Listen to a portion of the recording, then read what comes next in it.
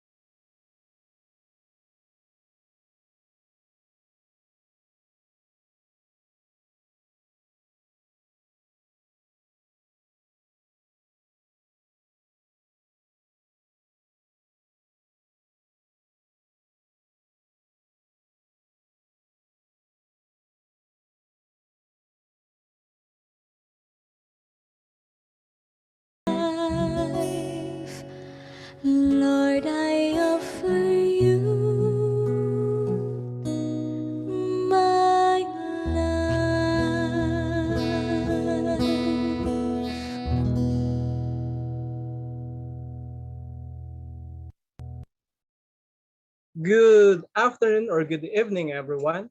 How is everyone going?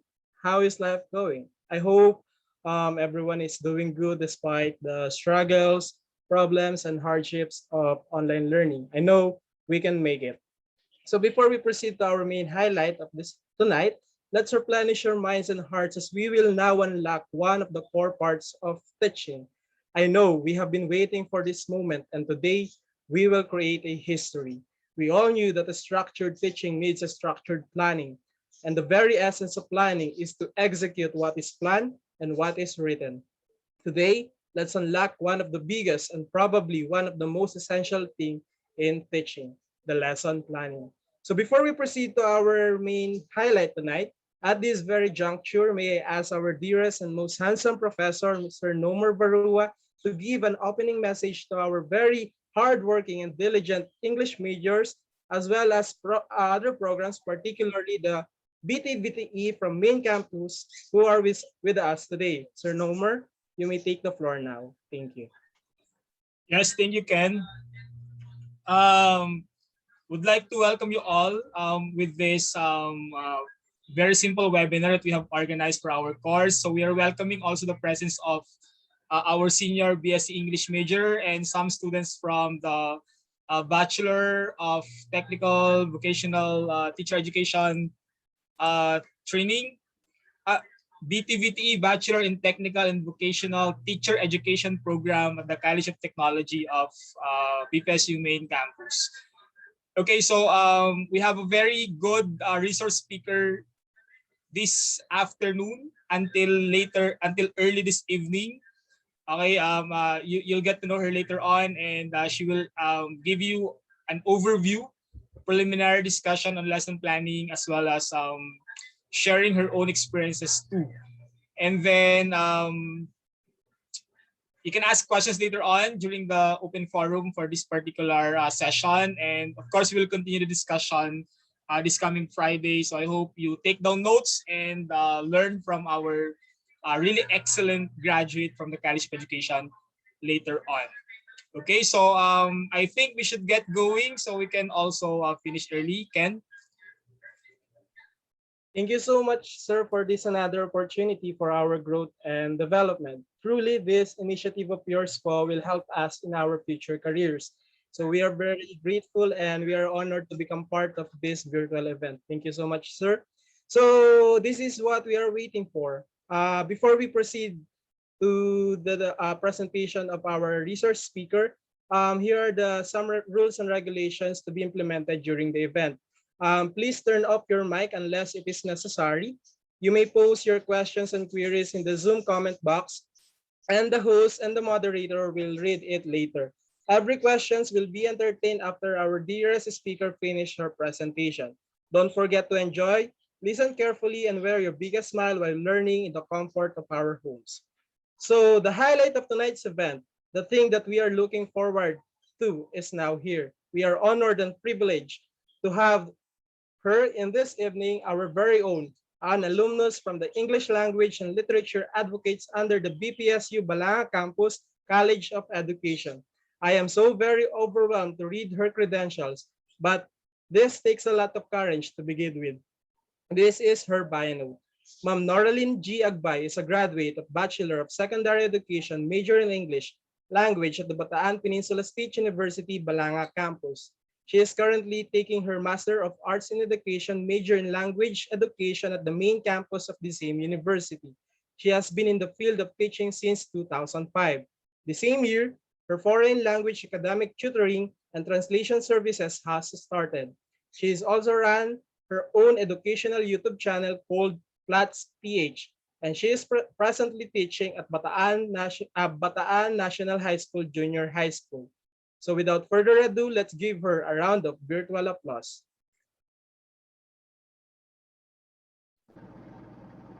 Ayan, good evening, sir. Good evening, all. Hi, Yen. Thank you College so year much in po. advance for being here this afternoon. We are very, very Yes, grateful. Okay, we're so grateful. Thank you so much. same here, sir. I'm so privileged to be part of this tonight's webinar for the lesson planning. Thank you for the invites po, sir. So let us proceed. Let me just share the presentation. Sir Noy, disabled share for the share screen. Yeah, I have enabled it already. Can you try it Okay. again? Sorry, it's your first time on Zoom, right? Yeah, so this is gonna be Yes. our baptism of fire using Zoom. Okay, thank you so much. Let's start.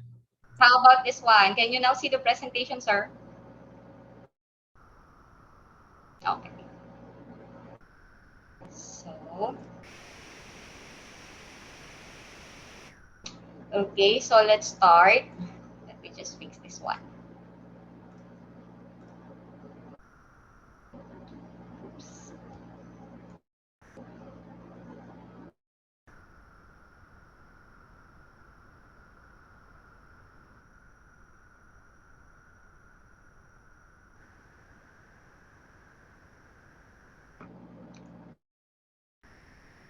Okay, let me just minimize some of the open windows.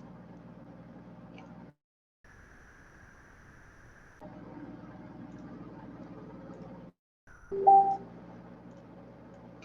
And so good evening once again, everyone.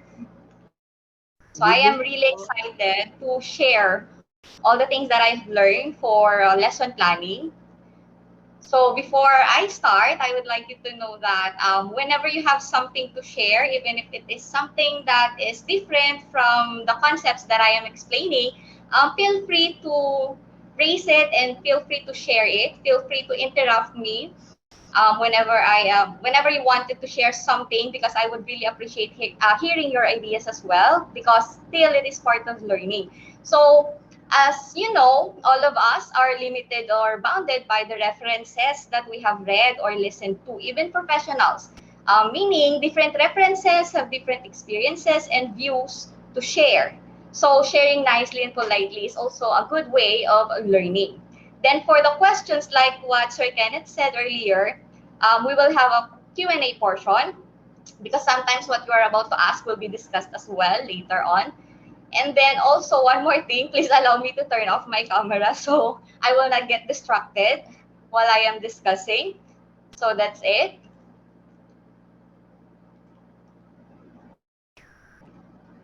Mhm. Okay. So let us officially start. So what I am about to share to you tonight, I call it tonight, so comes from the experiences I had before I formally took education program, and that was 10 years of teaching experience without education program or education degree. Then 4 years of pangungulit with our professors in BPSU. I say pangungulit because what I actually did during my undergrad, aside from the regular class schedule with our professors, I usually do ambush interviews with them. So I do that for all of the topics that I wanted to learn more. And one of it is lesson planning. Then, of course, my experiences now that I am in public school, and now that we are in the new normal setup. So overall, that was 16 years of a mixed setup, face-to-face, large and small group, one-on-one, online, digital, and printed modality of learning, as well as disparate students in terms of age, status like professionals, and of course, different nationalities. So let us have the topics. So here are the topics that we are going to discuss. Can you see the topics in the presentation? Yes po. Okay, so for the topics we have here, considerations, essentials, general, specific, think aloud, and reality meets ideals. So later on, you will understand what these terms mean. So as a starter, Sir Noy, lumipat po yung presentation. Yes, Okay, yes, yes, yeah. okay, thank you. So as a starter, have you encountered these terms?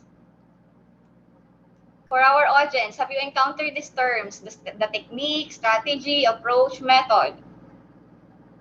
Yes po.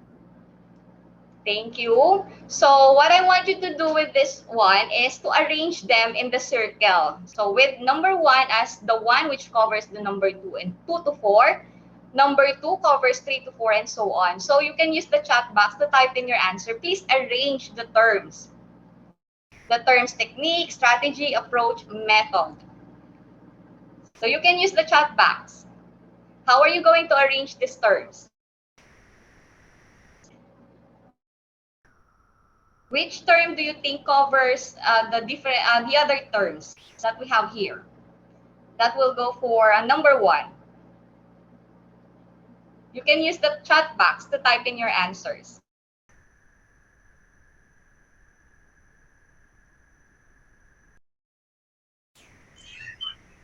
Anyone from the group, you can comment on the chat box. I can read your comments to the Yes. chat box. Yeah. Uh, Gwendolyn said it's technique. Should go number 1. How about the others? Honey Method May for said number it's 1. yeah. Honey May said it's method for number 1. How about the others? Method as well. How about Alex Valle said it's technique, and Aliana said it's approach for number 1. So we have different answers. Ma'am Yen. So what should be yes, the yes, what should be sir. yeah.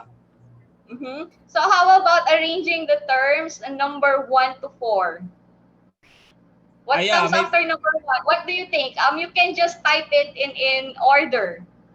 Yeah, type it in order, everyone.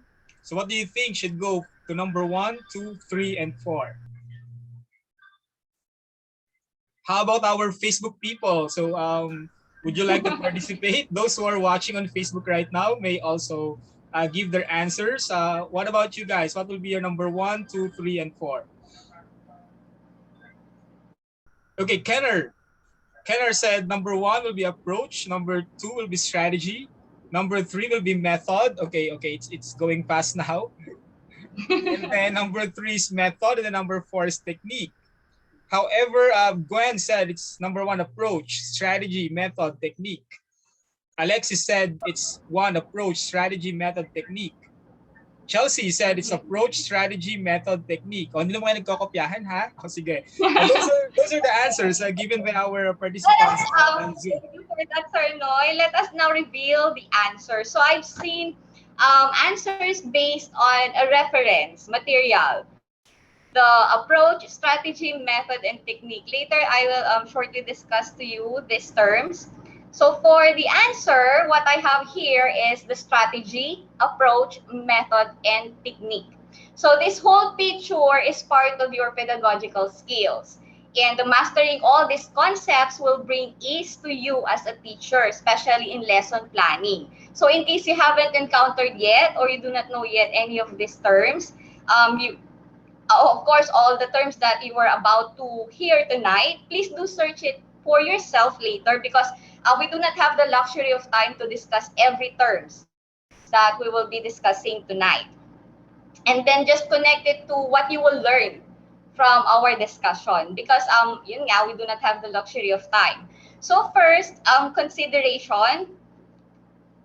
So first consideration is this picture. We have here strategy, approach, method, and technique. So you have to strategize first by knowing which principle, theories, or approach you will anchor your lesson plan. So you have to decide or to choose which approach. And then methods and techniques will follow. So the whole process of deciding and choosing which approach, method, or technique you will use in lesson plan is for me is the strategy. That is how you will strategize. So having a clear vision of this will set your path to a successful lesson planning. This will dictate the route, the direction, or the path of your lesson plan. So as you can see in the next slide, strategy is positioned after the approaches, just like what you have answered, approach, strategy, method, and technique. So most reference books, like in Principles of Teaching, you will see it this way. But come to think of it, choosing or deciding on the approach that you will use in your LP is part of you strategizing your overall lesson plan.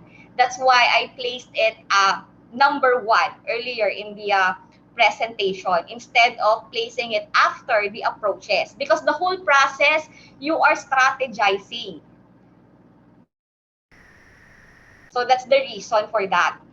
Then for the general, we have in our topic earlier, we have their general and specific. So we have general principles, theories, views. Example for principles, we have principles of teaching, we have principles of learning. For theories, we have behaviorism, cognitivism, theories from Thorndike, Vygotsky, and so on. Then for the views, we have structuralist, functionalist, interactionalist view. So I just hope you have already encountered these terms in your past courses, because these are essentials in lesson planning. Then once you search on these terms, you will see that they were used in different disciplines. So yun, ginagamit siya sa iba't ibang discipline, ginagamit siyang basis for language, for literature, and for other majors like in science, math. Now, for the specific approach, specific for teaching English, we have language-based approach and content-based approach. Then, now let us move to the method. We have general method, inductive method, we have deductive method, we have problem-solving method, and so on. Now, specific to language teaching or English, we have the grammar translation, we have the direct method, we have the audiolingual method, and so on. And lastly, for the techniques, we have a bountiful of it. We have here, yeah, we have close, compare, SGD, DRTA, reading aloud, academic controversy, sequence, and chart. So you can just search for these techniques. Meaning techniques, these are the skills of a teacher in creating the activities for the students. So yun, yung mga activities, yun yung mga techniques. And of course, you have to thoroughly understand all of these concepts for you to mix and match, for you to innovate, for you to craft your own strategies that you will use in your lesson plan and in your class. So ito yung isa sa foundation, isa sa dapat na kino-consider natin kapag magka-craft or magagawa tayo ng ating lesson plan. Because this will direct us, this will give us path for our lesson planning. So, isa siya sa mga consideration. So, let me show you an example of how I mix and match these terms. So, I have here, as you can see, lakihan natin. Yan, kung makita eh. Yan. So, I have here language-based approach for the approach. And then I choose inductive method. So for the inductive method, when we say inductive method, it starts from specific to general. So in lesson planning, when you use inductive method, the lesson will be revealed after the lesson proper. So in lesson planning, you will do everything to avoid you as a teacher telling what is the lesson all about. You have to extract it from the learners. So, questioning technique or recitations, dun mo siya palalabasin yung lesson mo or yung topic mo for that specific lesson plan after pa ng lesson proper. Then for the deductive, general to specific, dito naman yung you will reveal the lesson after the motivation activity or the recap activity. First part siya. So later on, I'm gonna show you example of inductive and deductive method in lesson plan. So this one, for this example, I chose language-based approach. And then I chose inductive method. And then for the technique, I chose close technique.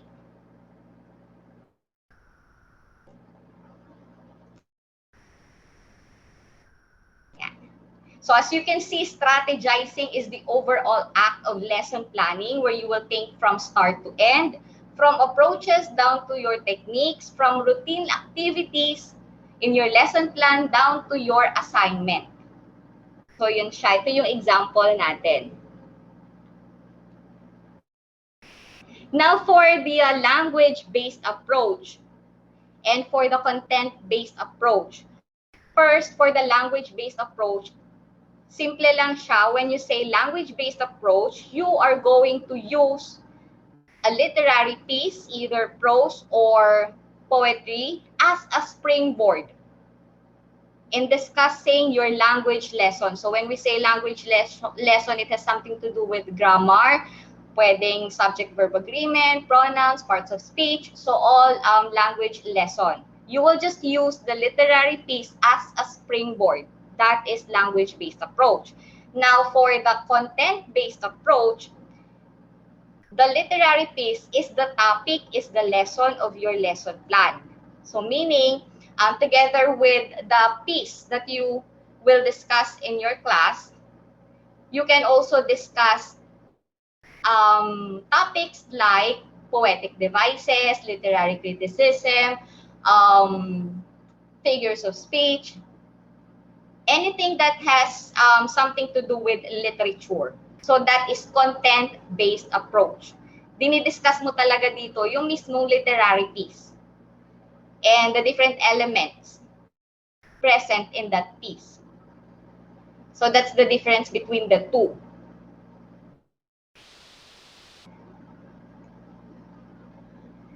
Now let us proceed to the next consideration. So ito siya. We have here RPMS, PPST, we have school, we have time allocation, we have ICT, we have requirements, we have integrations. So these are the other things that you have to consider before you craft your lesson plan. So let's start with RPMS, PPST.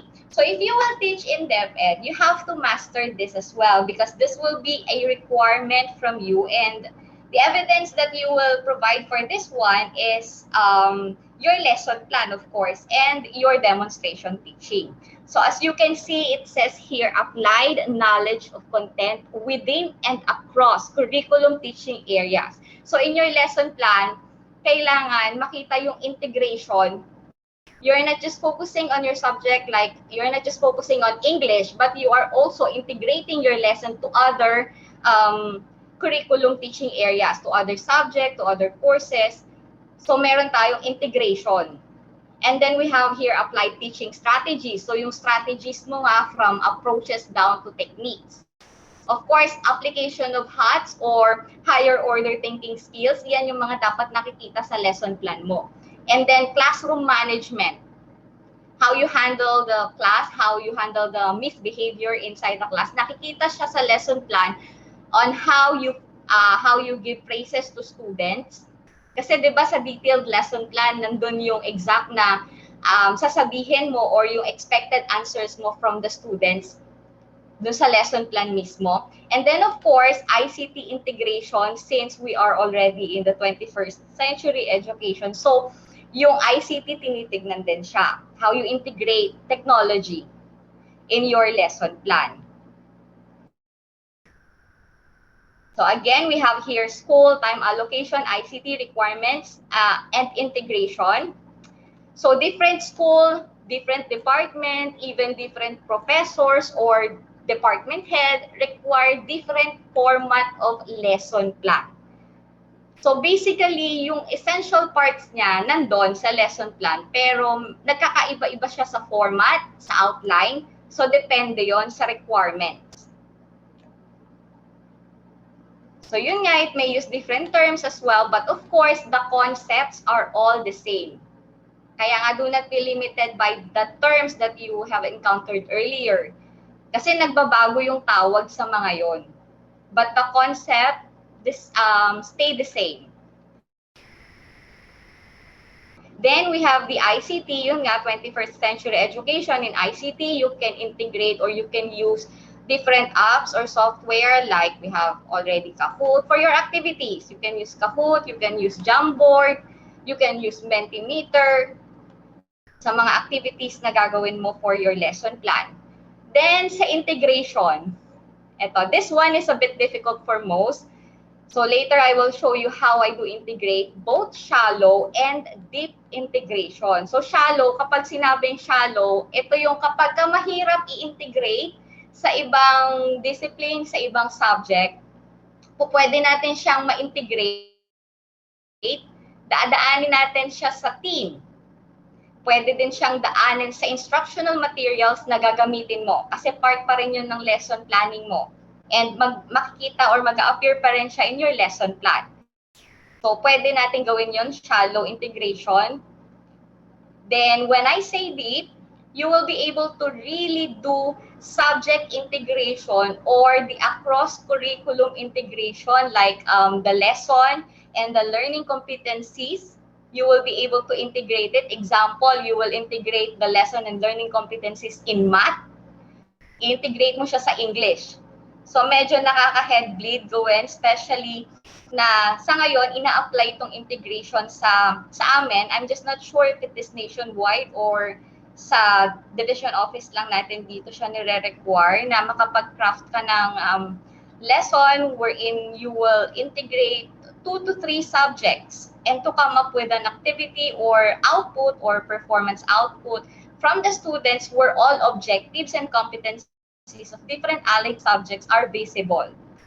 So yon. So let me just show you shallow example of lesson plan na shallow lang yung integration niya. Let me just stop sharing and share the lesson plan that I have prepared for this one.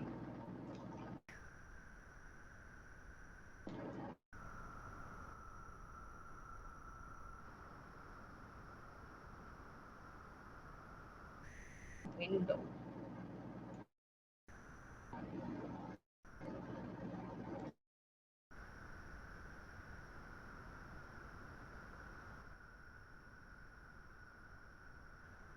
Medyo mabagal ako sa Zoom, no? Sanay kasi sa Google Meet. Okay, this one. Can you now see the lesson plan? Yes, Ma'am Yen, it's showing. Okay. So, let's skip this part. Let me just show you how I integrated. Shallow lang to ha, kasi I tried to integrate it some science. So, gumamit ako dito ng body parts. The lesson here is references, yata yan.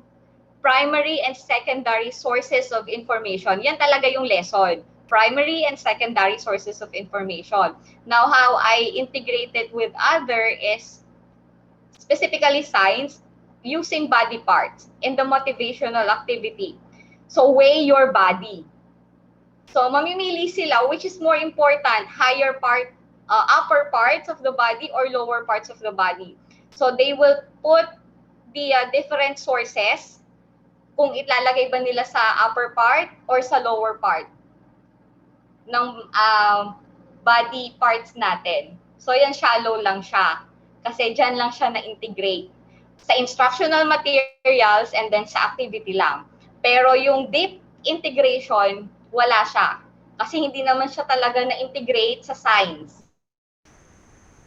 So, pwede yan. Then, pwede din naman thematic. Theme. Kapag ka naman integrate mo, for example, yung English sa math, you can use different triangles, oblique triangles, yung mga IMs na gagamitin mo, pwede siyang mga triangles. Shallow integration lang siya. So that's it for the shallow. Let me go back to now, ito naman yung deep integration.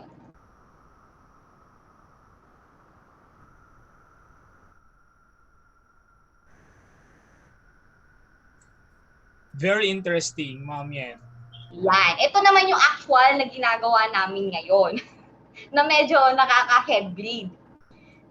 So you can see here, ayan, for example, ang lesson namin. So this is what you call weekly home learning plan. This is used in the new normal settings. Milk-based lang po siya. Nakikita niyo po ba? Yes, Ma'am Yen. Can I ask question, Ma'am Yen? Yes po. So this matrix is issued by the DepEd? Gawa po namin, sir. Okay. So this is Yung mga your But matrix of for the course, entire school or for the division? for the entire school, for the entire division, sir. Okay. Kasi collaborative work po ito. Okay, thank you. So for this Please, example, yes, sir. yes, please proceed, Ma'am Yan. Okay po. So for the example of deep integration, ito siya. In English, integrated with MAPE. So yung output niya, isa lang. Pero it can be used in the assessment for MAPE and for English. Then for Ma'am this Yan, one, yes, sir.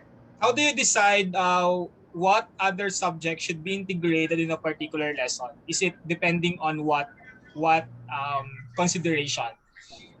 Sir, we conduct, Is it given already or is it given no, already sir. or yeah? Teachers from different departments po, we conduct meetings kung saan namin hinahatag yung mga learning competencies to be met in specific quarter. And then doon kami nagko-collaborate, nagbe-brainstorm, how are we going to integrate Yes. our What subject. if Ma'am Yan, I have to do it alone? For example, I have to decide on my own. So the decision will be whether what particular appropriate course can I connect. Yes po, sir. Ang titignan po natin if you will just do it by yourself, kung ikaw lang po yung decision maker, Yes. we will base it on the learning competency that you have to meet. Ito po yun. Like for instance, relate text content to particular social issues, concerns, or dispositions in real life. Mm-hmm. Ito po yung ating learning competencies na magiging basis natin. For example, Yes. na-integrate siya sa math. Bakit siya na-integrate sa math? Kasi sa Yes. math, problem solving siya. Pwede siya sa problem Okay. solving. Do you Ganun see po. that, guys? That's what I'm trying to point out to our audience. You have to decide appropriately what other course should be integrated in your competency that you are targeting, because you cannot just put in any other course, right? You have to really think about it really well, whether it's appropriate integration of other course. So yun yung gusto ko ma-point out at ma-clarify natin sa ating mga audience. Thank you, Ma'am Yen. Yes, sir. And then in addition po, aside from considering the learning competencies, you have to consider also how are you going to integrate the lesson. So for this one, the one that I'm going to tell, credits to my head, because she was able to suggest this integration with math. Problem solving siya, oblique triangles. So real life problems. So pwede siyang, for example, you are going to give or you are going to use, kasi ang sabi dito, create a short story about real life scenarios involving real life problems. So naisip dito, we can give example using accident report, mga ganon, na di ba yung mga kalsada, pwede siyang naka-slant or slanted siya that causes accident, something like that. So pwede siyang gamitin where you can form triangles, which is related to math. Now, let me give another example for this one. Naka-integrate siya sa English and MAPE. Sa MAPE, the output for both MAPE and English would be infographic. So students will create an infographic about good governance in barangay level. So we have here good governance. So in my case, this one, sa English, we will be using the speech of President Barack Obama, entitled, "There Were No Winners in This Government Shutdown." So, nag-merge siya, related yung topics. Then, let me show you yung sa MAPE. What is MAPE Week 8? Bakit siya doon na-integrate? So, let me just check. Ano ba yung topic nila or ano ba yung i-discuss nila sa MAPE?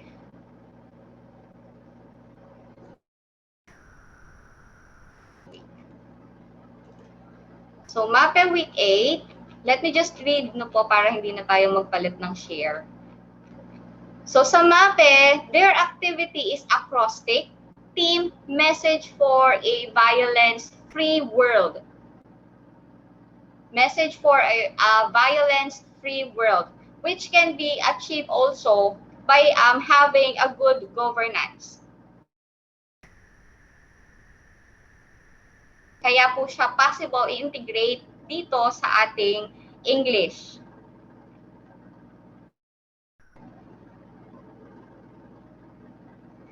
So the infographic titles in MAPE, I will do, I will change, I will not do. So in-integrate na lang po namin siya. So the reason or the purpose of this subject integration in the new normal po sa setup natin ngayon is to lessen the activities that the students will do. Kasi nga po, isang activity na lang yung gagawin nila, 2 to 3 subjects na yung mag-evaluate, mag-assess. So, yun yung main purpose. Academic is po ang reason natin for this one. So, for the part of the teacher, we really have to be creative. We really have to be innovative in integrating subjects or different courses. Tsaka yun nga po, yung mga considerations na kailangan natin isipin, kailangan nami-meet yung learning competencies na dapat ma-meet. Hindi lang basta mag-i-integrate tayo. Yun yung deep integration na tinatawag ko. I actually created that term or used that term, shallow and deep.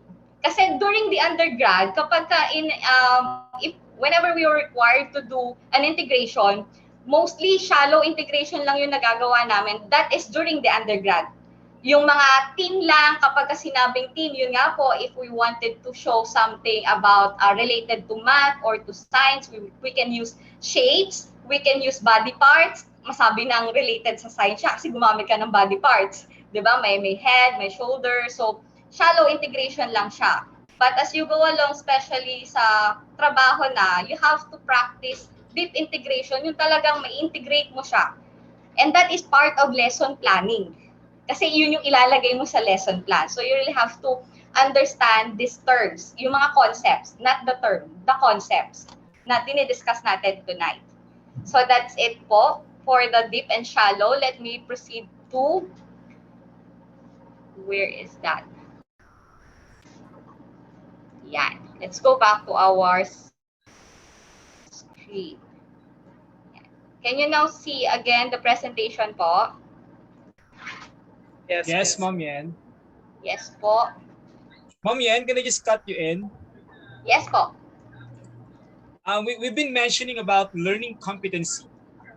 Yes. Okay, just so we can just prove the point to our audience right now, how important is the learning competency in the entire development of the lesson. Learning competency po, this is what you have to instill to your students. Ito yung talagang kailangan mong maituro, ma-share sa students mo. At ito rin yung kailangan mong ma-assess sa students mo. Kapag kung na-meet mo ba, na-acquire ba nila yung kailangan nilang ma-acquire sa lesson mo. So yun po yung learning competencies. And then this learning competencies, medyo broad siya. If you will see it from the curriculum guide, medyo broad. That's why we still have to create specific learning objectives. That's right, that's right. So compared to learning competencies, there is this sub-topic, which is learning objective. Those are the things we write on our lesson plan, right? Yes, sir. Yun yung specific.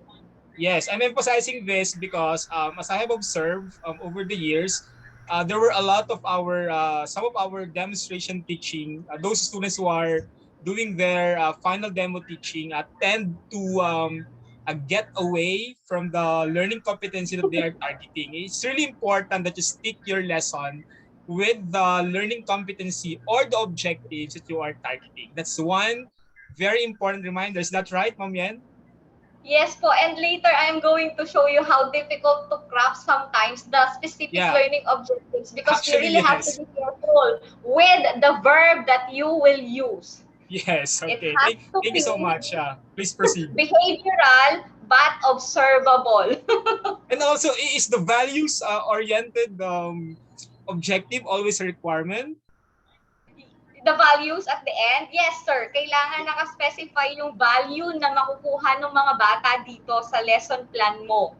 All right, we're excited to hear from you, Yung value. Ma'am. Yeah, please Later po, proceed. I'm gonna show Yeah. you. Thank you so much. Medyo nakaka-head bleed yung no, lesson planning. At teka lang, wag lang tayo masyadong ma-shock, guys, no, sa lesson planning. It's a continuous process of learning. Even the most veteran teacher keeps on learning every time, right? Oh. Yes. Yes, totoo po yan. You don't have to get it right the first time. You don't have to be perfect the first time. You don't have to get everything right the first time. It's always a process of learning and relearning, right? Ma'am Yen? Yes, sir. That's true. I definitely agree. Let me just add into what you have said, sir. In the past 10 years, since I haven't, I started without degree in education. Yung 10 years ko sa college, mostly yun eh. Wala naman lesson plan nun eh. Syllabus lang, courseware lang. Yes. So, imagine, starting 2015, I am continuously learning about lesson planning, and it changes a lot depending on the situation. Like right now, we are in the new normal, we are in the MELC base, so nagbabago siya. Hindi siya yung usual na. And I believe Yen, right? This particular setup is gonna continue until the next academic year, most probably, right? Yes, sir. So this is a very good time for you guys. My students will be doing their observation teaching next year. This is gonna be a very important webinar session because it's not going to be like a shocking experience to you when you start collaborating with your city and with your school. So this is like an orientation already for you for next year. And we have, through the help of Ma'am Yen, we are getting about the details, the nitty-gritty of lesson planning in the new normal. So that's really great. And thank you so much, Ma'am Yen. We're learning a lot, actually. We're learning a lot. And myself, I'm listening and paying attention. I'm really learning a lot of things right now. Yeah, please proceed. Yes, sir. So to continue, but before I proceed to the next slide, let me just add something again to what you have said. Medyo magkaiba. The lesson plan that I have learned during the undergrad, the one that I used to apply in the regular class, yung wala pang yung normal, medyo same elements, same yung itsura niya, but the content and the concepts are different in the new normal. MELC-based kasi siya. So, yun yung nagpaiba. So, mamaya, I'm gonna show you the difference between the usual or the old or the traditional lesson plan versus to the MELC-based lesson plan. Kasi may mga considerations din po sa new normal na hindi na siya kagaya before na ang dami mong objectives, ang daming learning competencies, fully loaded siya. Sa MELC-based kasi, we choose only those essentials. So the same with your lesson plan, mas maigsi siya, mas compressed siya, but hindi nasa-sacrifice yung quality. So paano mo siya gagawin? Kasi nga with the limited modality, online lang tayo, printed lang tayo, or digital modality lang tayo. So how are you going to deliver the lesson to your student? So medyo maiiba yung content ng lesson plan in the MELC-based. So doon ako medyo nahirapang mag-adjust. Parang sabi ko nga po sa'yo, sir, parang nabobo ko sa lesson plan. Can I also, can I cut in a while also? Yeah, but despite of the adjustment in the situation, the principles of lesson planning remain the same, right? Yes. Yes, it's just sir. That, that's why the adjustment have to be made on in terms of like the time frame, the bulk of content, because you're just focusing now on the most essential learning competencies or MELC or MELC that you're referring now, right? Yes, sir. For example, before I am a fan of inductive method. But now in the inductive method, but now in the new normal, I can no longer use inductive method, especially in printed and digital. You have to be very obvious right away. Right now, you have to be very obvious with your topic because of the situation. Yun po siya. So, tayong teachers ang kailangan mag-adjust Kasi yung concepts ng lesson planning, the elements, the parts are the same. So kailangan po natin Why do you i-master. say that inductive learning, or for that matter, we call that also discovery learning, right? Yes, sir. For that matter, why do you think that inductive learning becomes somehow a more difficult Because, approach yes. in the current setup? Sir, for the printed and digital, how are you going to extract Sa bagay, no? answers from the students for you to Tama. review the lessons, di po ba? Okay, Medyo tama, may point. mahirap na. But for online, still it is applicable. Yeah, For online. there's like an interaction. But Yes, because there's for a modular interaction. approach, it's gonna be more deductive. You just have to tell them right away, this is the lesson, etc. Okay. Yes, sir. Okay, It's sige. more like spoon feeding. Kasi you Yes. have to provide your students with all the references, with all the discussions via Okay. printed or via digital format ng mga material. So that's it Okay. po. Yeah. Now let's Tama. proceed po. Yes, so let's proceed po, sir. So for the next one, we have here considerations and essentials. So these are essential parts of the lesson plan. First is the time allocation. So if it is 1 hour class, 60 minutes, so this one is the ideal time allocation. So for 1 to 3 minutes, preliminary activities. Ito yung prayers, attendance checking, greetings.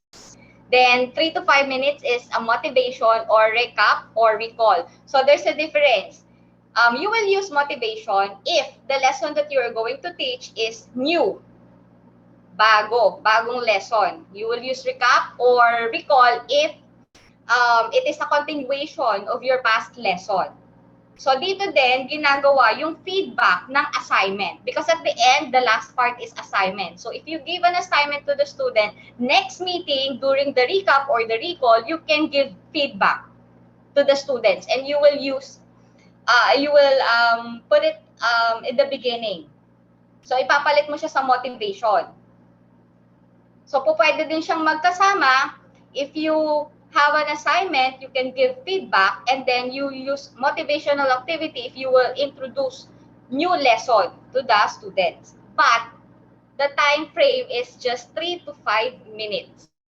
So you have to be creative in thinking the technique or the activities that you will give to your student. Consider will it be individual activity, will it be a group activity, and you have to consider how long will it take them to finish the activity that you will give. 3 to 5 minutes lang po siya. And then 20 minutes for the lesson proper. So ito po ay ideals lang. Hindi naman siya strict na kailangan ganito yung time. But mostly ito na siya. Kasi ang hirap pong mag-allocate ng time. Yes, Yen, but for a demonstration teaching for an undergraduate degree, you have to really follow the 1 hour demonstration teaching. Yeah, but in reality, it doesn't really happen that way, right? In reality. But of course, for demo teaching, we're taking all things in ideal setup. So we are teaching you and training you to deliver a lesson in an hour. Okay, so that's a skill that we want you to have. Because that's important in lesson delivery also. But in reality, it doesn't really happen that way. But just so you know, those who are gonna be having their demo teaching in the future, you have to deliver your lesson in an hour. So you have to take note of the ideal number of minutes that Ma'am Yen is telling you, because you need to observe that for a demonstration teaching. Is that right, Ma'am Yen? Yes, sir. And let me just give you a tip or an advice how I handle this one, because this is also one of my problems, my weakness when it comes to lesson planning, yung time allocation, kasi most of the time I overtime. I overtime. Because you really want to teach them a lot, yeah.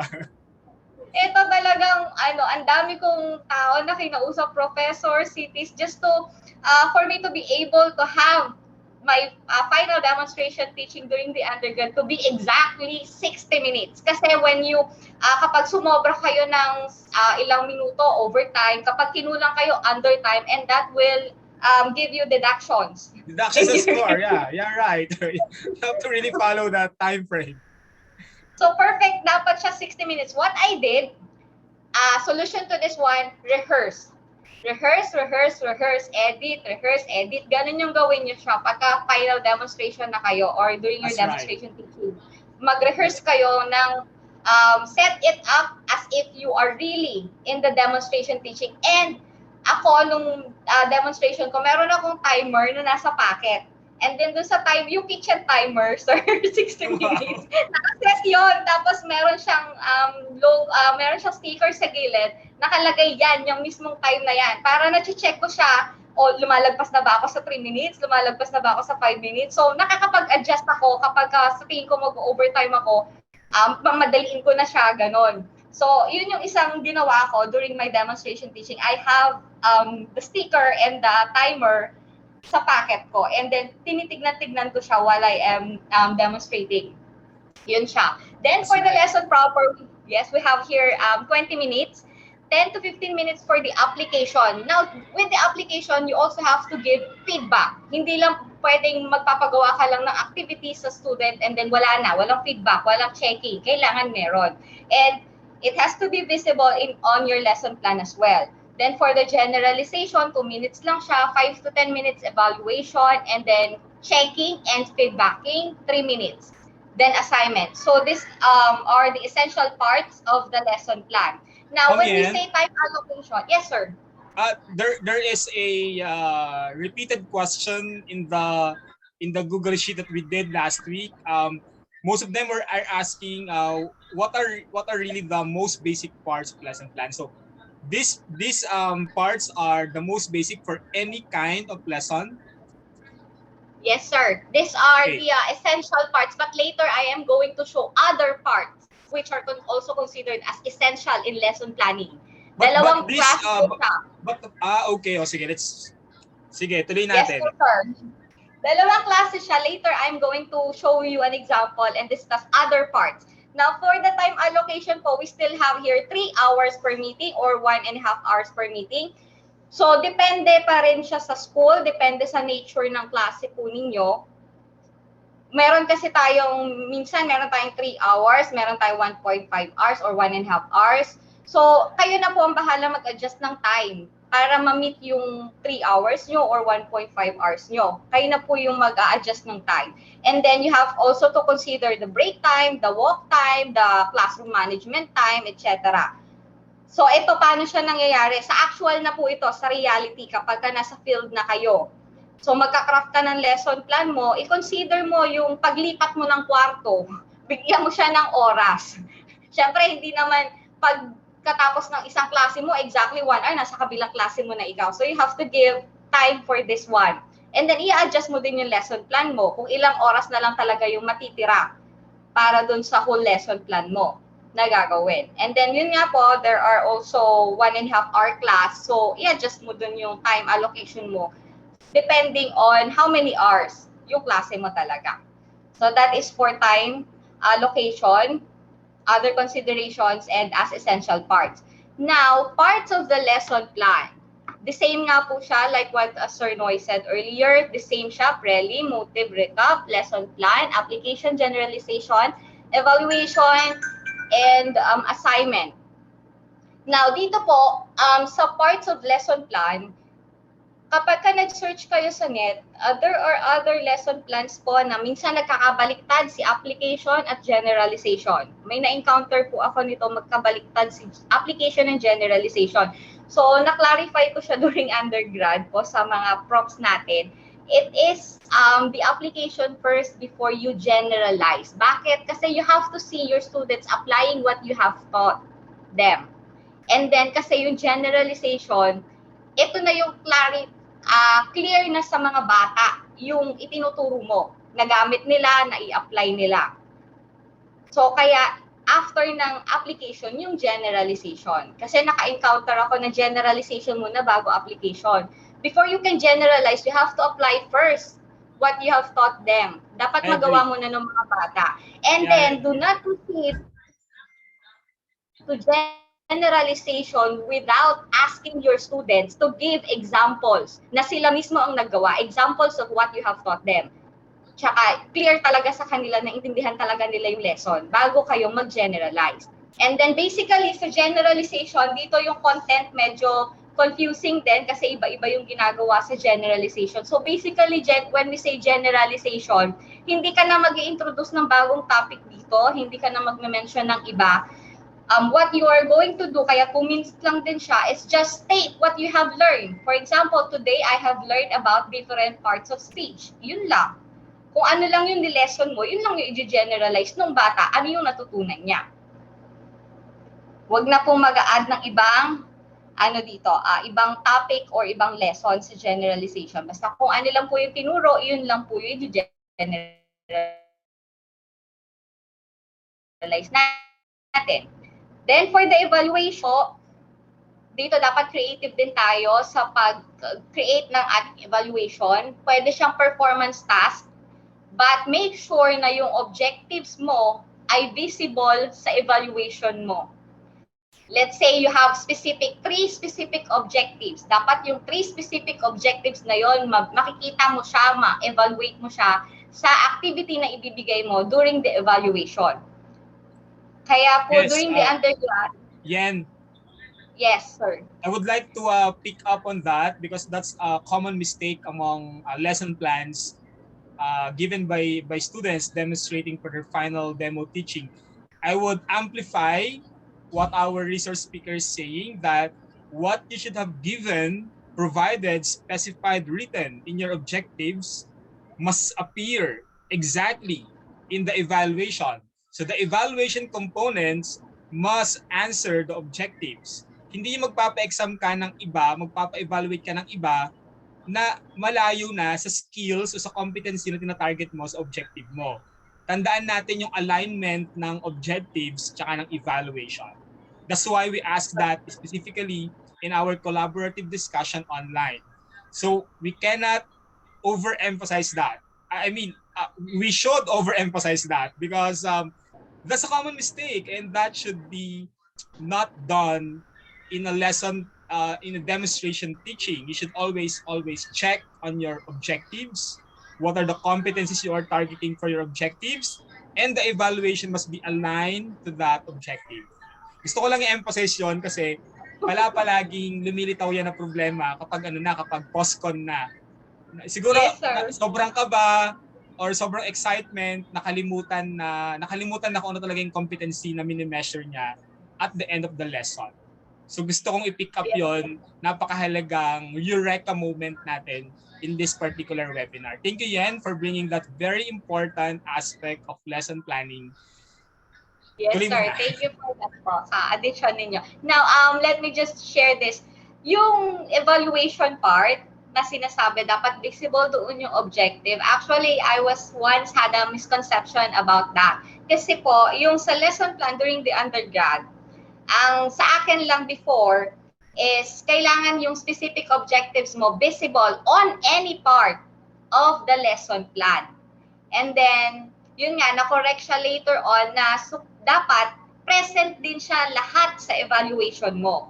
So aside from, for example, your objective number 1 already met you've already met it during the motivation. Objective number 2, you've already met it during the lesson proper. Then yung objective number 3 mo, na-meet mo siya during the application. But pagdating sa evaluation, kailangan kumpleto siya, nandoon yung learning objectives mo, na-meet mo siya doon.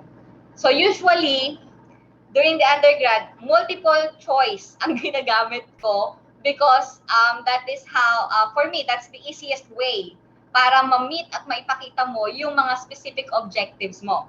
But in the new normal, meron tayong written output and performance output. So you have to think of a performance output, something that student will do na at the same time, ma-meet or maipapakita niya sa performance niya yung objectives mo sa lesson plan.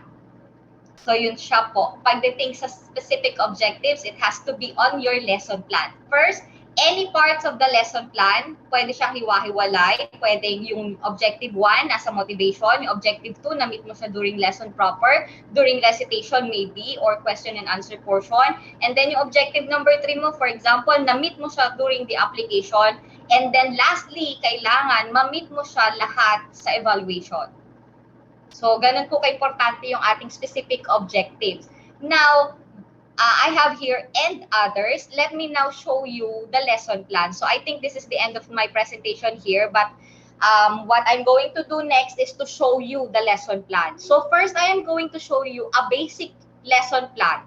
Basic, I said basic because these are the lesson plans that I have used during the undergrad. Yung mga parts niya. And then I'm going to show you another lesson plan na meron namang specific school or specific curriculum na pinagbabatayan. And then I am going to show you one of my lesson plan na ready-made na siya, nagamit ko na siya, and then I'm just going to show you how I crafted it. So think aloud. So paano ko ba ginawa yung lesson plan na yon? Ano ba yung tumatakbo sa isip ko habang ginagawa ko yung lesson plan na yon? And then at the same time, you will be able to see the actual lesson plan. So stop po tayo sa sharing. I'm going to share now the lesson plan. First is the basic. Ano ba yung itsura ng lesson plan ko during the during the undergrad?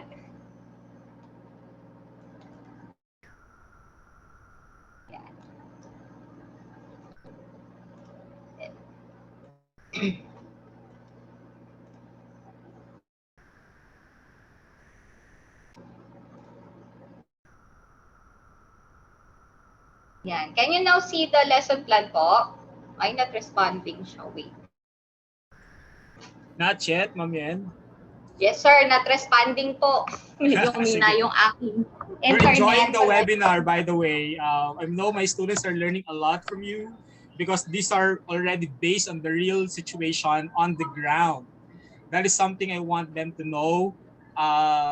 What's happening there right now during the new normal. So all of you guys, we still have Q&A later on with Ma'am Yen. Harasin na natin si Ma'am Yen. Sulitin na natin yung kanyang presence dito sa ating webinar ngayon.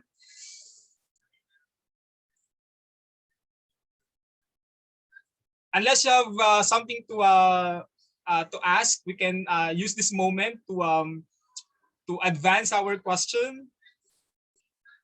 If you have something in mind right now, pwede naman kayong magtanong kay Ma'am Yen ngayon, or we can just pick up your question now and we can ask that later.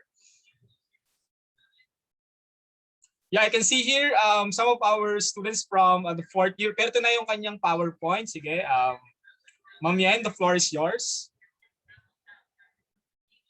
We're seeing the lesson plan now. Thank you.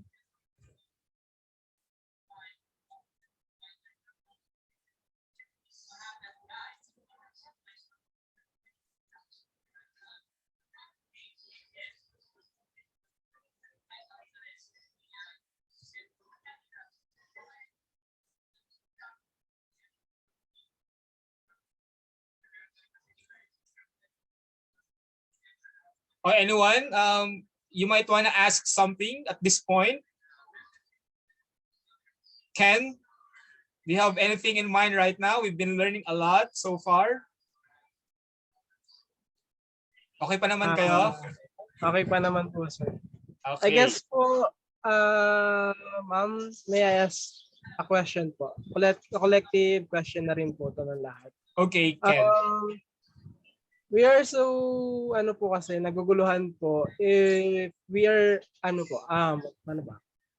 Yung detailed lesson plan po ba yung mas ginagamit compared po sa hindi po detailed pagdating po sa junior high school tsaka senior high po?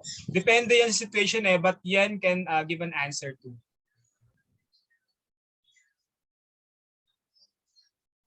For your demonstration teaching, you will be required to write a detailed lesson plan. But depending also on the situation in the senior high school, I remember when I was having my OJT back in Limay National High School, it's always a detailed lesson plan. So we do lesson plan like every single day, like a detailed one. Ganon kami nung time namin. I don't know now with, I think meron tayong mga 4th year dito. Yung mga 4th year ating BSE, guys, can you help us answer the question? Doon ba sa inyong OJT ngayon, sa city ninyo, pinapagawa ba kayo ng detailed na lesson plan or semi-detailed lesson plan? Anyone who can share from the group? Andito ba sila? Sir, Levi po. Levi? Ang Yes po, sir. pinaka-energetic na nag-demo 2 weeks ago. Levi, how are you in the lesson planning during your OJT? You were the first batch to experience online OJT, right? So were Yes you po, sir. asked to write detailed lesson plan all the time, every single lesson, or that depends on the situation? And if that depends on the situation, what situation are those we are referring to? Sir, for online teaching po, sir, we're always requested to write a detailed lesson plan. Okay. Inductive po, particularly. So you were never asked to write a semi-detailed. It's always a detailed lesson plan for every lesson. Yes po, sir. Yon, Ken. So yon, Ken, you have to really write detailed lesson plan. I think the teachers now are still doing that. Mahirap lang mag-comment online tungkol dyan, but it's always the detailed lesson plan for teacher training. But I think for the real situation on the ground, I think that also depends on the situation. But for our student teachers, they're always asked to write detailed lesson plans. Levi, ilang beses kayo gumagawa ng detailed lesson plan kada linggo?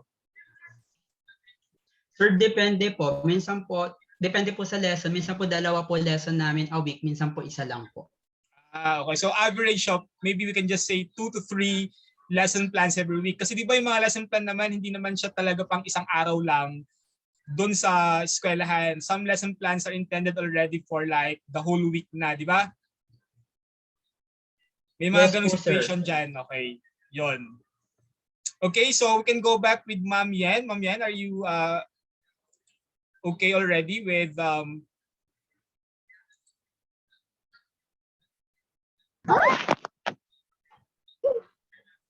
Pag ako napasukan yung mata ko, Sam.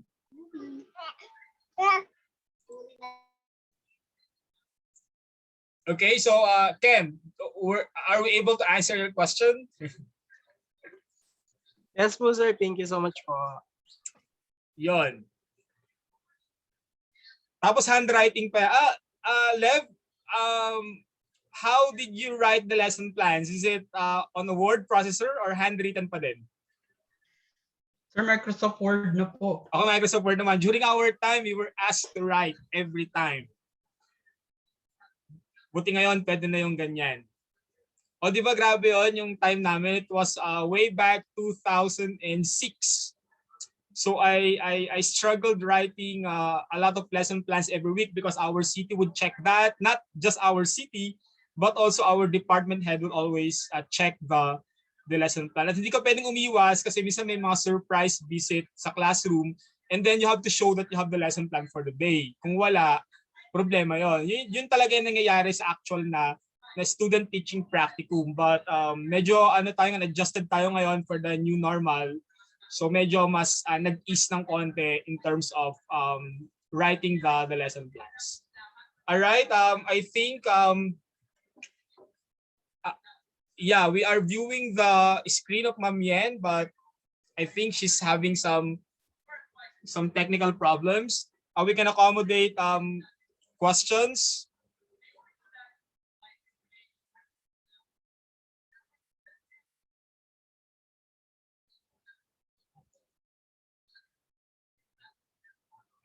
Okay, anyone? Baka meron kayong tanong habang hinihintay natin? Ayan na si Ma'am Yen.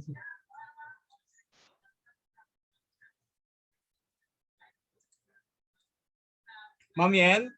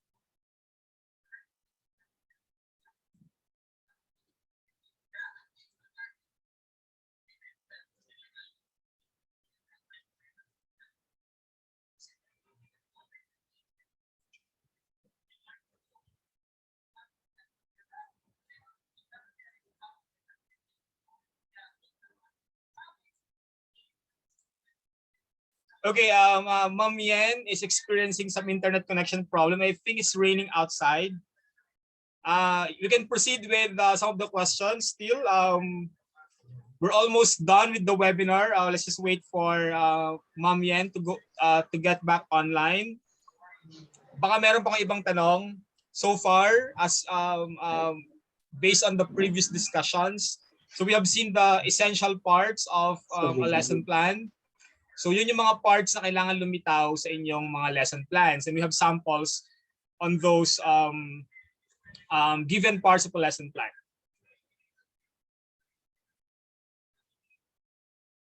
Okay, Ma'am Yen is joining again the Zoom meeting. So let's wait for her. Any clarification so far, everyone?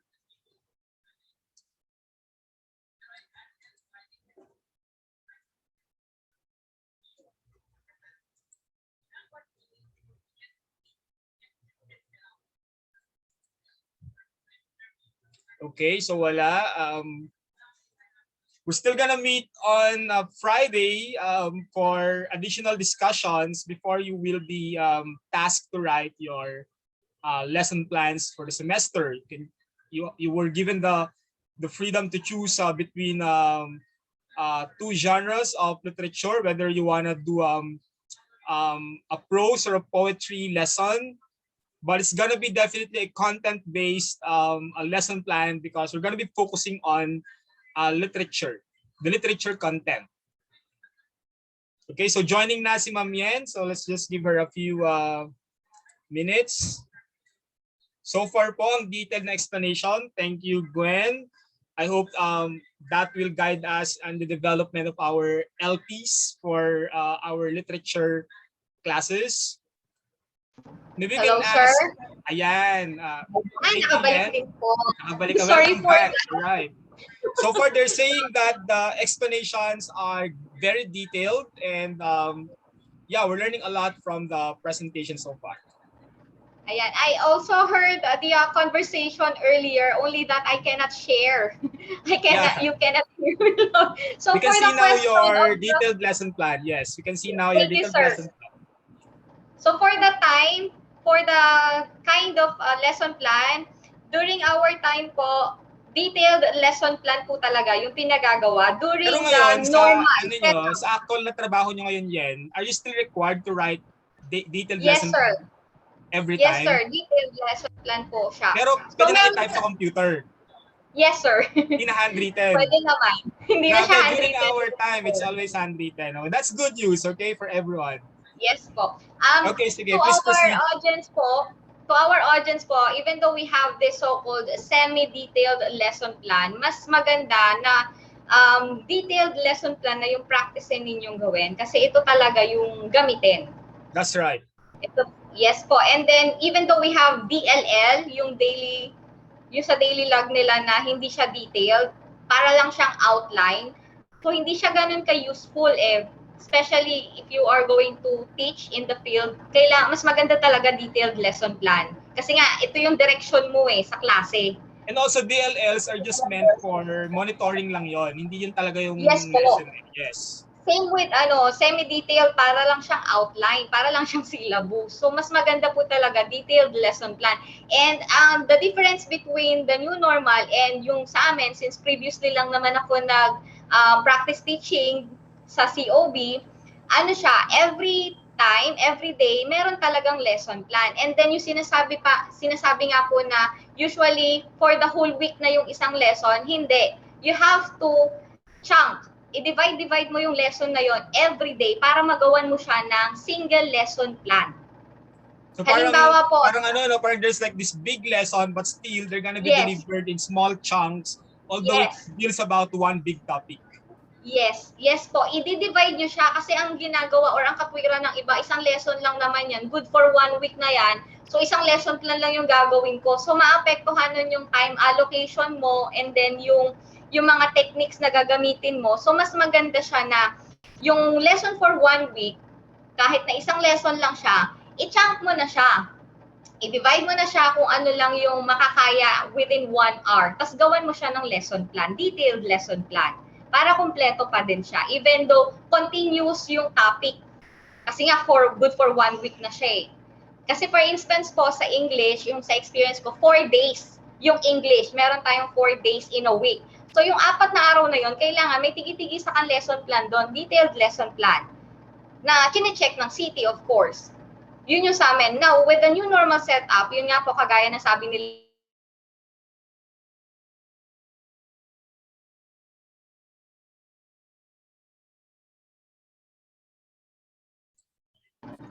hello? Ayun, hello. Yes. We're still hearing you.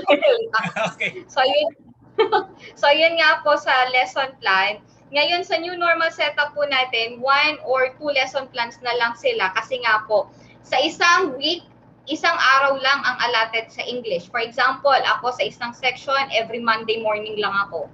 Kaya lesser yung lesson plan requirement sa mga ST po natin ngayon sa new normal.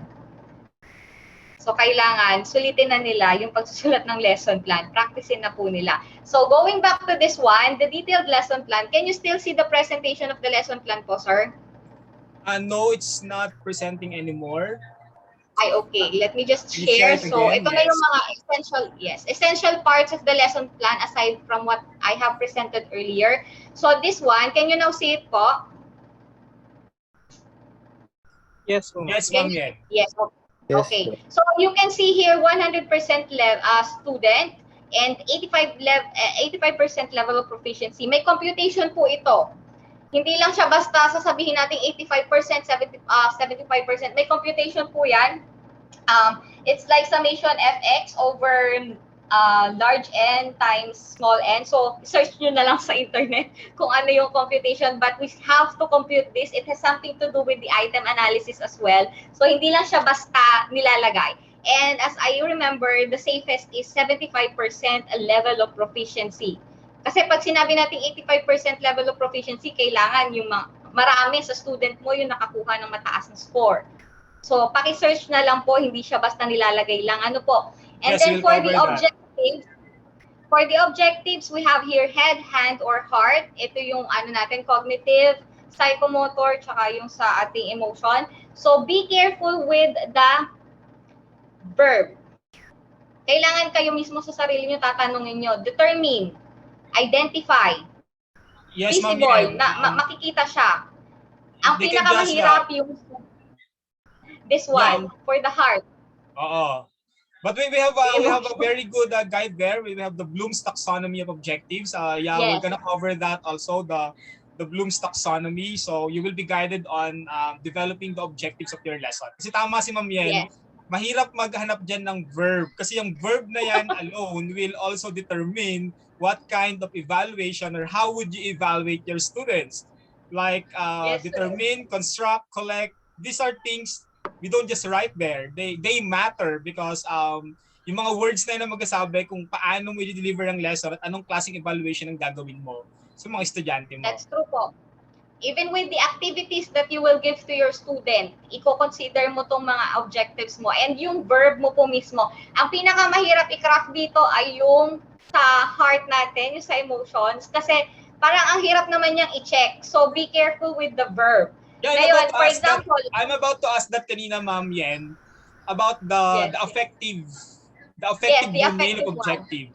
Are we supposed to measure that also in the evaluation? Sa palagay mo? Yes, it should be measurable. Yes, sir, it should be measurable. I actually discussed it with Ma'am Chat. Dito kami medyo nagtagal kasi nga ito yung hindi ko makuha. Paano ko siya gagawin? Kasi parang may idea yung iba na yung affective domain is just happening na lang all throughout the lesson. Kasi, for example, yung appreciate the importance of something like that, right? Hindi ko ginagamit yung mga ganyang appreciate kasi medyo mahirap i-observe yan during the class. But remember, all the objectives that you will put into your lesson plan must be observable within your class. And measurable. Within that 1 hour. Yes, observable, measurable. Kaya nga po tayo smart. Realistic, and time-bounded. Yes. So let me give you an example for this one. I use the word collect. So collect, mako-collect mo siya, magagawa mo siya in your class. So paano siya naging affectionate or sa emotion? Collect ideas about love and sacrifices from the poem. Entitled and demure. So paano ko siya i-measure sa during the class? You can have it done during the recitation. You can ask your students about their ideas of love and sacrifices. And by doing so, yung pagsagot lang ng estudyante, pag-share ng students ng ideas nila about love and sacrifices, they're also giving parts of their emotions, of their affection, yung sa affective natin. So makikita mo rin siya. That's why I used collect. And pasok siya sa affective natin, sa emotion, sa heart.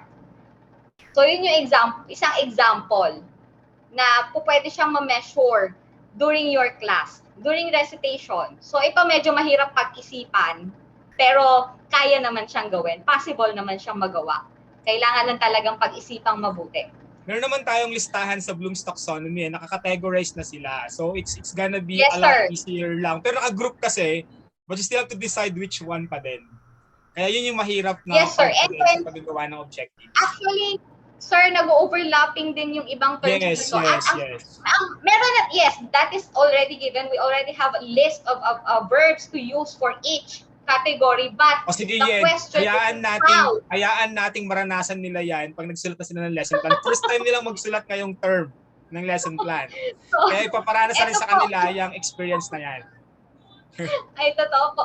So, ito yung kailangan yung pinaka-i-consider kasi nga given na yung mga verbs eh. How are you going to implement, execute, and how are you going to extract or how are you going to show all of these objectives in your class from your student? Paano mo ipapakita na na-meet mo tong mga to, especially yung sa affective natin. Kasi marami ng verb na nakalista na nga siya, andyan na siya, but ang problema mo ngayon, ano activity ang gagamitin mo para maipakita mo yung pagiging effective nito? Or anong task ang ibibigay mo sa student? Anong question ang ibabato mo sa student para ma-extract mo yung sagot na pasok sa effective? Yun yung mahirap na part. Kasi yung mga verbs given na yan eh. Yun po yung mahirap doon. So, yun yung kailangan nating practicein. Hindi lang siya basta pipili tayo ng, let's say, ito nakalista to sa sa affective, pwede na to. Hindi pwedeng ganun po. Kailangan pag-isipan mo, saang parte siya ng lesson plan mo mag-a-appear, saang parte siya ng lesson plan mo lalabas at ma-observe. Yun po yung mahirap na part when it comes to objectives, setting your objectives. Then, dito, meron tayong subject matter. Subject matter, simple lang, kung ano lang yung ile-lesson mo. So, yung terms nagbabago-bago yung tawag, pero yung concept niya, basta when we say subject matter, kailangan mag-appear kung ano yung lesson mo. So, for this one, the real topic, so this one is obviously a language-based approach. Language, kasi ang lesson ko talaga is pronouns and antecedent. Then, the springboard is the Greek mythology and demyon. So, ganyan lang siya. Reference materials, you have to include the teaching materials as well that you will use, and you have to include the target skills. So, undergrad, yes, sir. Yan kinaibatin. Is it in junior high school ba and in-depth ba, is it always language-based? Parang nakita ko sa CG nila palaging naka-integrate si literature sa language. Yes. Palagi bang ganon? Yes po, most of it po talagang siya, language-based approach. Kasi nga po, pinag-integrate na natin si language and si literature. Yun po siya. And is there any lesson that focus only on content lang talaga? Like, meron naman din po, sir. Later, I'm going to show you po. Yes po, yung ginamit ko naman yata sa grade 10, that is focusing on the literature lang po. So, for the target skills, kailangan naka-specify din. Hindi naman kailangan. If it is required, ganito siya. You have to specify the listening skills, speaking skills, paano siya ma-achieve, note-taking, listening with comprehension, sharing insights. So, ino-note nyo yung skills and then ino-note nyo paano siya makukuha or mamimit. And then, of course, ito nga po, yung values, yan. Kailangan may values na makukuha yung mga bata sa lesson. So, for this one, the students will learn to value through essence of love and sacrifice. So, again, depending on the requirements, ano yung mga ilalagay nyo dito sa taas. Kasi yung dito sa baba, yung sa procedure, basic po yung parts niyan eh. Yung pinresent natin kanina, yung preliminary activities, yung objectives, yung motivation, yan. Basic parts of the lesson plan po yan. Then don't be confused with the term kasi naiiba-iba yung term. Like for example, the assessment. Minsan ang tawag diyan extended task. Pagka naman literature, ang tawag diyan na post-reading. But the concept still the same. Assignment gagawin sa bahay or after sa bahay na siya, homework. So yung mga terms naging iba-iba. And then meron din pong terms na ginagamit na developing activities. Usually sa motivation yun eh. Yun po. Then for the introduction, this one, yung sa objective, dito kaya kailangan natin mag-decide sa method if we will use inductive or deductive kasi yung inductive, ito isang issue din to, may mga misconceptions din po dito when it comes to the objectives. Kasi dati, kapag ka daw po inductive ang method mo, hindi mo kailangang i-share sa student iyong learning objective because obviously they will get or they will know the topic that you will discuss. Na dapat after lesson proper pa nila malaman. So ang question, ilalagay ko ba si learning objective or hindi? So nasagot naman siya, kailangan pa rin po nandyan si learning objective mo sa unahan. Before anything else, kailangan nandyan siya. Bago ka mag-start, objective. Po pwede siyang before the motivation or pwede nyo rin po siyang ilagay after the motivation. Before we proceed to the lesson proper, kailangan na present sa bata yung ating learning objectives. But basically, usually, nasa unahan po siya. Okay lang naman yun. Tama naman yun. Tama naman yun. Yan, kasi po, ang reason, isa siya sa principles of teaching natin and principles of learning natin na kailangan clear. Both teachers and students. Yes po, sa objective, sa goal ng inyong klase. Kaya kailangan mo siyang i-present. Now, whenever I use inductive method, ang ginagawa ko siya, hindi ko na siya pinapabasa sa mga bata. If it is the normal setup, yung before po, naka-post lang siya sa board. Pero hindi ko na pinapabasa sa mga bata kasi nga inductive yung method ko. Good But strategy. what's important is, yes, nandun siya sa board, naka-post siya sa board. Para lang hindi na nila yun yung mga technique. You're not really that explicit. But you showed it to them, but you're not really intentionally explicit. Yeah, that's right. Kung That's a very good strategy. Kung matalino bata, sir, titignan niya yung objectives eh. Titignan niya kung ano yung nakapost. Hindi pa rin niya alam kung ano yun talaga eh. Mag-curious pa din siya. Kailangan pa rin niyang i-explore kung ano ba talaga yun. Yes, sir. Kaya lang kasi dun sa revealing question natin after lesson proper, what is the lesson all about? Madali na nilang masasagot kasi andun sa objective yun eh. Nakasulat siya doon. So, yun po siya sa learning objective natin. So, important na identified natin anong method yung gagamitin natin for the lesson plan. Then, pagka sinabing detailed, ayan po, hindi po tayo maglalagay ng students answer vary. Huwag po ganon. Kailangan we have to assumed answers ng mga students. Ilalagay po natin dito. Kasi meron mga naglalagay dito, sir, students answer vary. Yung ganon. Hindi po siya advice ako. I remember one of my classmates. Lahat naka-vary. I remember one of my classmates writing the wrong answers there. Because sabi niya, yun ang reality ng buhay. May mga estudyanteng mali talaga sumagot. So, pwede ko lagyan yun ng mga maling sagot. But we are talking about an ideal learning situation here. Yes. So, we provide the correct answer, assuming that the students would also give the correct answer. Kasi may mga ibang ganun na estudyanteng, philosopher, sir, ang reality ng buhay, some students would give the wrong answers. I would want my lesson plan to be real, that I would be writing wrong answers from students. Hindi po pwede yun, okay? No, hindi po talaga pwede. And to add on that, ang lesson plan nga po natin is a plan. It is a guide. So, correct answer yung ilalagay natin. Exactly. Bakit? Bakit correct answer? Kahit mali ang binibigay na sagot ng students in reality, anong purpose ng correct answer natin dito sa students activity? Dito tayo titingin kung ano ba yung mga tanong na ibabato natin sa mga estudyante natin para mapalabas natin yung correct answer sa kanila. So from having this assumed answer or yung mga iniisip nating tama na sagot na isasagot ng mga bata, dito tayo magbabase kung ano yung mga questions na gagamitin natin sa kanila para ma-lead sila sa correct answer. So it is still a basis. Kaya po kailangan correct answers ang nilalagay natin sa student start or sa student's activity.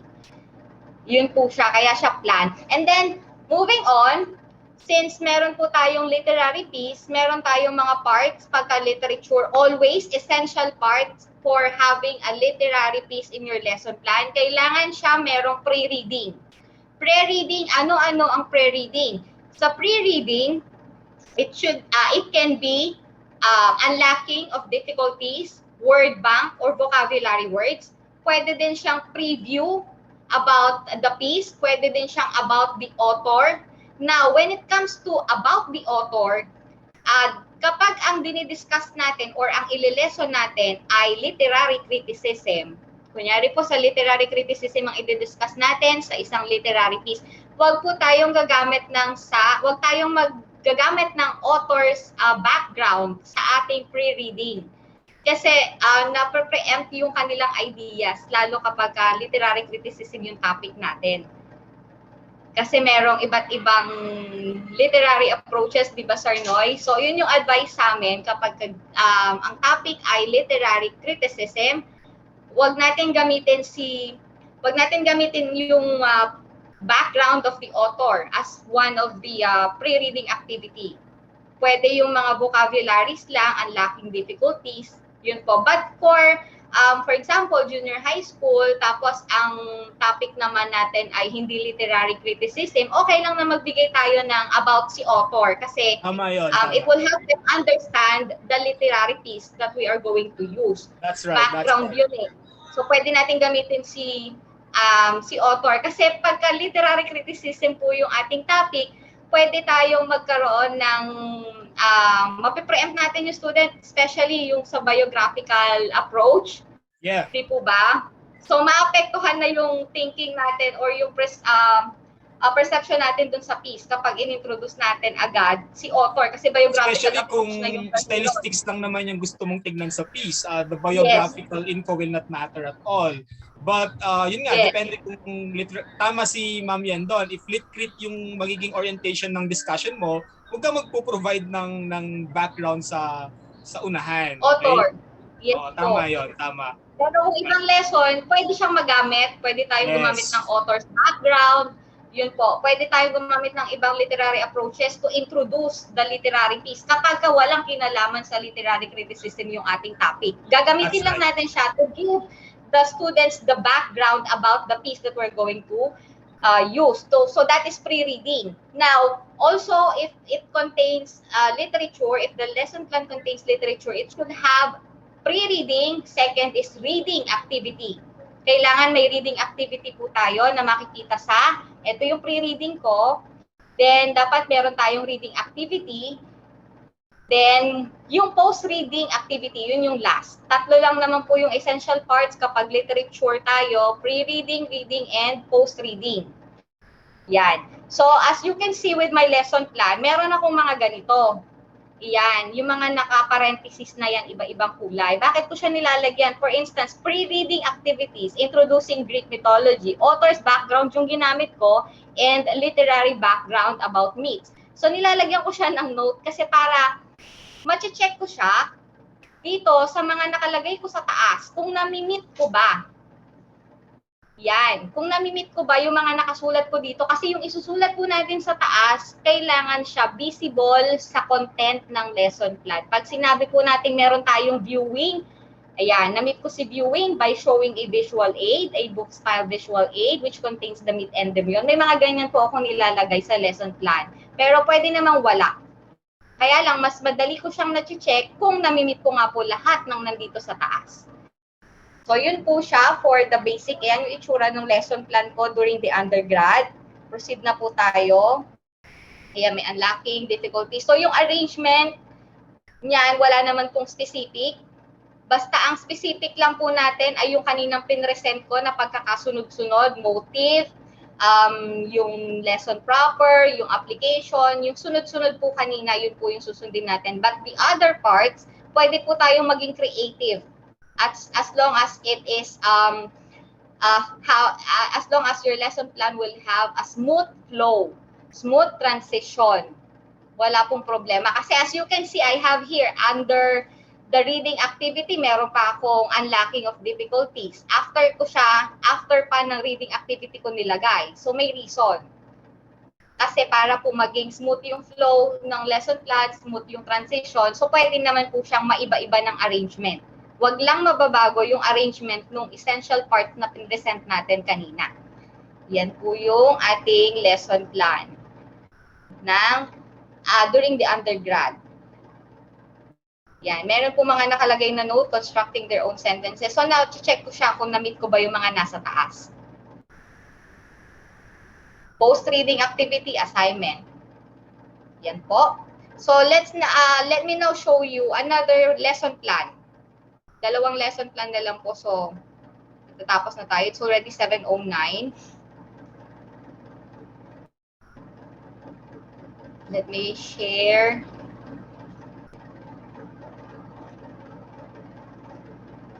Yan. Can you see the lesson plan po ulit? Yes, Ma'am Yen. Po. Okay. So this one naman po, makikita nyo dito, meron na tayo ng parts ng curriculum guide. And for those who will have their demonstration teaching as student teachers, kailangan po tayo mag-subscribe sa ating curriculum guide, sa ating MELC base, sa ating mga learning competencies. Ayan, objectives. Nakalagay siya kasama sa objectives. So we have here the content standard, performance standard, learning competencies. Ito pong tatlo na to, makikita siya sa curriculum guide. Kung anong grade level ang i-handle po ninyo during your demonstration teaching. And you have to include the code sa learning competencies. So, let's see, draw similarities and differences, distinguish the important points, explain how the elements specific to genre. So ito mga to, nasa curriculum guide lang po yan. Then based on this po, sa ating learning competencies, dito nyo ibabase yung specific learning objectives po ninyo. For example, identify the different types of characters and characterizations. Then differentiate the characters kasi ito po yung topic. Oh, ito siya. Yung number 1 specific ko, identify the different types of characters and characterization. Then, differentiate the characters and characterizations. Explain the importance. So, na-meet siya. Draw similarities and differences. Similarities and differences. Differentiate. Distinguish the important points of from less important ones. Identify. Distinguish.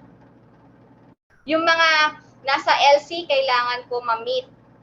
Mas gagawin lang po natin siyang specific sa ating specific objectives. Kaya nga po siya specific objectives. So ito po yung basis niyan, yung learning competencies. Diyan po natin siya i-base. And then we have the learning resources, references, materials. We still have the skills. And we still have the values. So preliminary activities, developmental activities. So may bagong term na nadagdag. Developmental activity. Motivational activity, puzzle, then lesson proper. As you can see, wala yung aking learning objective kasi inductive po ito. So lesson proper, nag-start na ako. Pre-reading. Then, pre-reading, aside from vocabularies, we have to present the guide questions bago tayo pumunta sa reading activities. Ito pa po yung isa na kailangan i-note. Kailangan po, pag may literature, meron tayong guide questions. Then, the reading activity. Yan. So, this one po is an example of content-based approach. Yung specific lang siya sa literature. And ang literary piece po natin is the Christmas Carol. So, as you can see, ang topic ko dito ay characters and characterizations. Yun po yung topic natin, which is related to literature. Now, sa motivational activity ko, sabi nga po, I used inductive. So, pinalitan ko yung mga terms. I use simple, complex, changing, and unchanging para hindi ma-reveal agad sa mga bata yung lesson namin. So, after po nito, at the end of the lesson proper, doon natin i-reveal yung lesson natin for today. So, paano natin siya gagawin? iingatan natin na huwag manggaling sa atin yung ating topic or ating lesson. Kailangan sa estudyante po siya manggaling. Kaya we have to have the arts of questioning. Yung questioning technique natin, dito din po makikita yan at kailangan din po yan sa lesson planning natin. So ito po yung sample. Drag down ko siya. So indirect. So did the author straightly say in the story that Tim is weak, sick, dying, cheerful, jolly, loves Christmas? So he did not. So yung mga terms ko po, indirect. Hindi pa yan yung topic namin. So gumamit ako ng ibang terms. Then the next one is unchanging. Indirect. So by this time, sa lesson proper, nakuha na ng bata kung ano yung lesson, kung ano yung concept ng mga terms na yon. Nakuha na po ng mga bata yung concept sa bawat terms. Then, after po niyan, paano ko siya ni-reveal yung lesson namin? Yan. We have here, dito na natin siya tatanungin sa may after. Before we end our lesson proper. Yan. So, how about the types of personality? How many do we have? So, we have here kanina simple, complex, changing, and unchanging. So, ito yung mga terms na ginamit ko. Ginamit namin sa lesson proper. And sa lesson proper na-identify nila yung concepts ng mga ito using the text. And then, before I end the lesson proper part, dito ko na po siya tinatanong, will you think of another word that we can use for changing? Kapag hindi nila mag-get, last resort ko po ito, it starts with letter D. Yan na, magle-letter na tayo para makuha nila yung term na kailangan nilang makuha. So, dynamic, static, and flat, round. So, yan po yung para sa characters. And for the characterization, yan. Sa end po nila, kailangan masabi yung mga lesson natin for that day. Yun po yung inductive. Unlike kapag deductive, dito pa lang sa ating motivation, kailangan i-reveal na natin si lesson natin. So, yung activity na gagawin natin sa motivational part, kailangan related na siya dun sa mismong topic para after motivation, mare-reveal nyo na sa student yung inyong topic or lesson for the day. That is deductive. And then, one more thing in lesson planning ko, kailangan po mas maganda siya kung thematic, tapos coherent yung inyong pagkakagawa, smooth yung flow, yung transition. So, yun po yung isa sa titignan ninyo sa pag-craft ninyo ng lesson plan.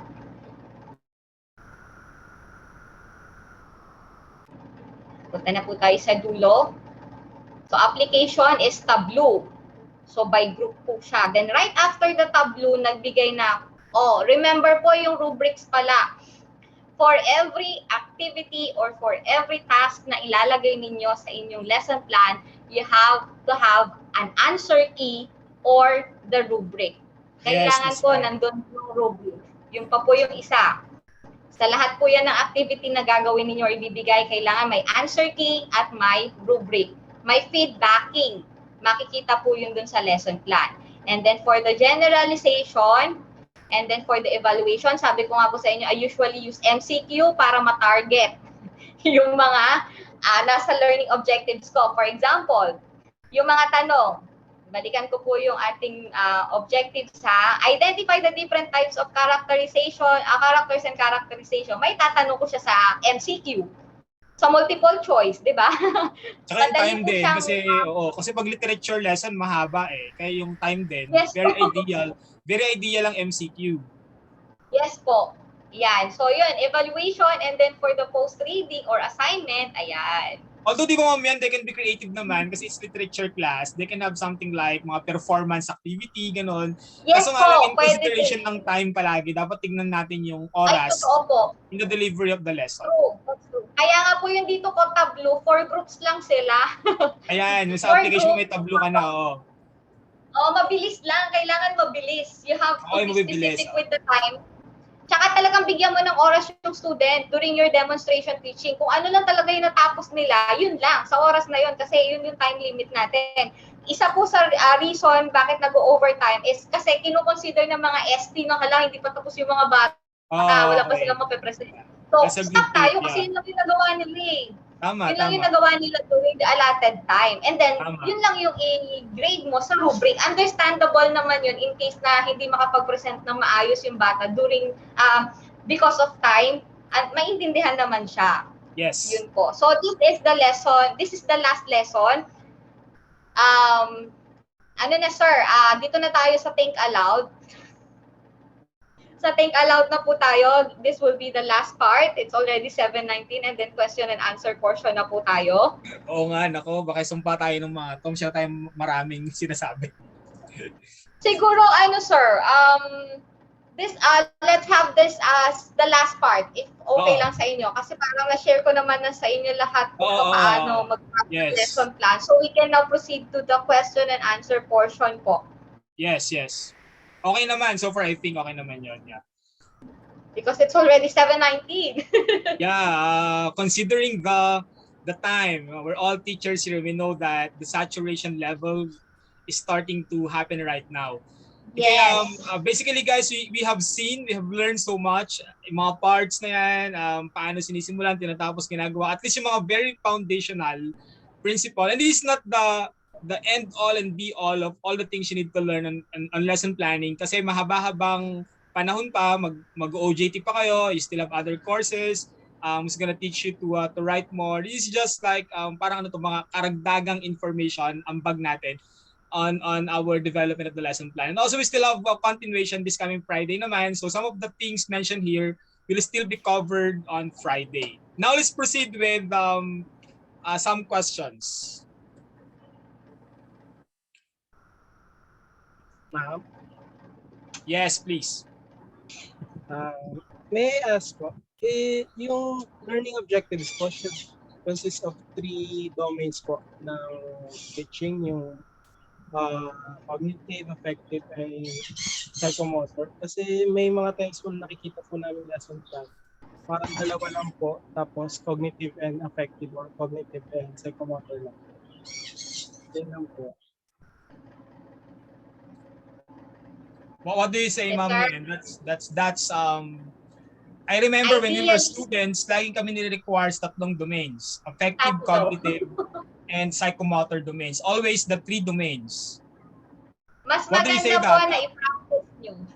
Yes po, sir. In your Mas maganda po na experience? Yes, based on experience, mas maganda po. During the undergrad, 3. 3 po siya kailangan meron. Bakit? Kasi una, practice nyo po yan. Mahahasa kayo ng mag-craft ng inyong specific learning objectives. Although, depending on the professor pa rin kung ilan yung i-ask sa inyo or i-require sa inyo, pwedeng 2 lang, but definitely not 1. So, minimum of 2 siguro, kasi yun yung usual. But, mas maganda po talaga always 3. Dapat yung 3 na yon. If possible, provide all the 3. Target all the 3. Yes. Okay? Dr. Reyes is here with us. Ma'am Yoli, hello, nandiyan po pala kayo. Hi, ma'am! Ideally 3, of course, from the master of lesson planning in the college. Ma'am Yoli said it's 3. Okay? Yes. Ideally 3 po talaga. Okay, yeah. And check the competencies given because the competencies might also dictate the specific objectives. That's the reason why I asked you to browse all the CG in the literature component of kasi pina-browse ko sa kanila yan yung CG ninyo na accessible online. Kaya doon sila huhugot ng mga lesson plan nila. Okay, but let's for proceed. the normal, sir, Yes, sige. For the normal, mag-ako po sila sa yung milk-based na lang. Nakita ko rin yun Nakita ko din yun.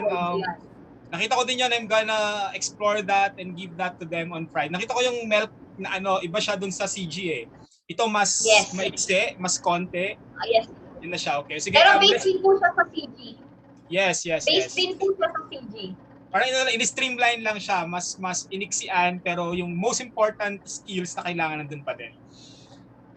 Okay, any other question? Anyone? Huwag po mahiya. Ako po ulit, ma'am.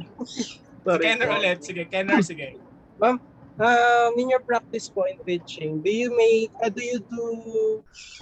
do separate lesson plan for the higher sections and for the lower sections, or isa lang po yung ginagawa niyo lesson plan for both?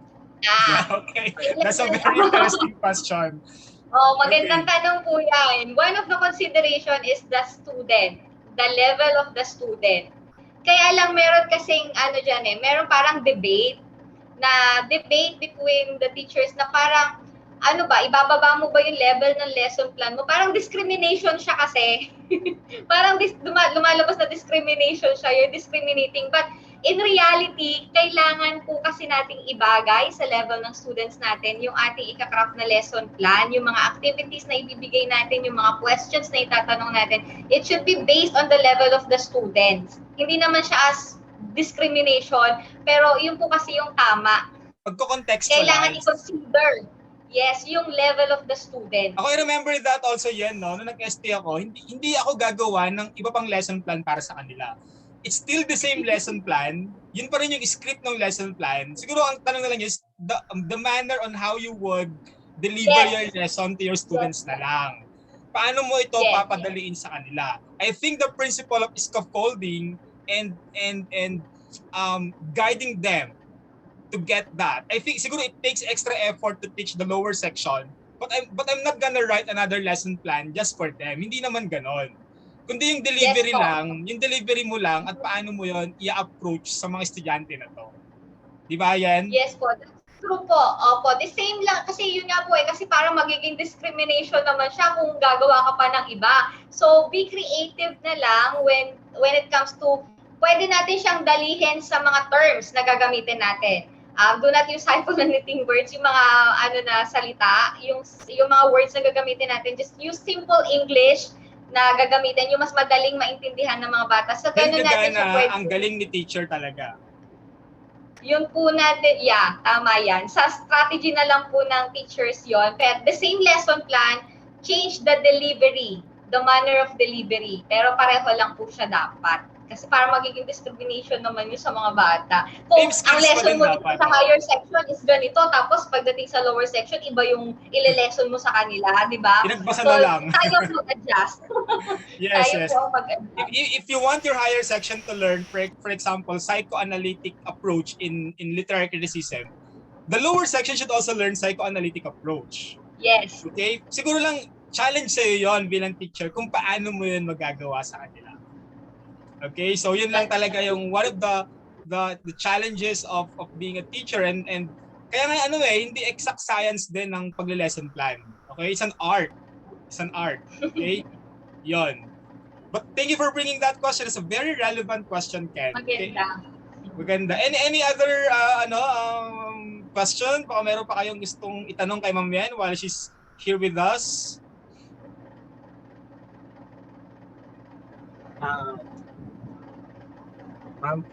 Mukhang gutom na sila. Hindi na po siya question.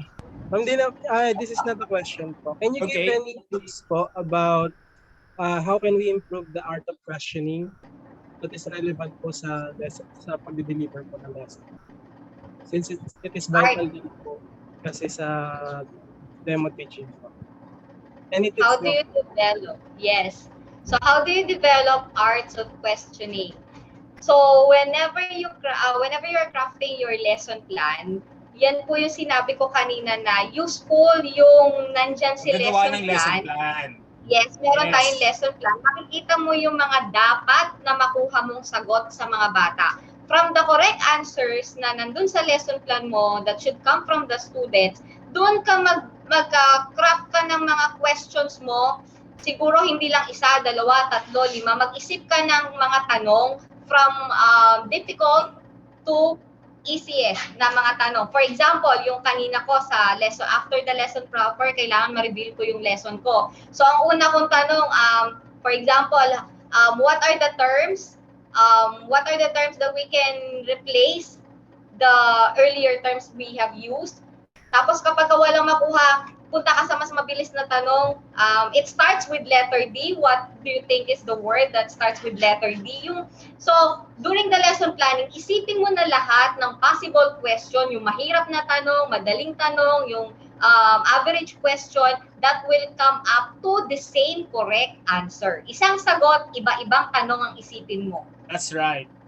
Sulat mo na siya sa lesson plan. Pwede you're yun. gonna be able to develop your art of questioning as you write your lesson plan. Kasi doon ka mapapaisip paano bang tanong to para masagot mo Yes. yun. And also, kapag dineliver mo na yan, may challenge ka din because you might not be able to write the best question to get the good answer from students. So you have to really adjust on the spot. It happens all the Yes, time. true. At saka syempre, huwag kayong mag-focus lang sa mga what, who questions.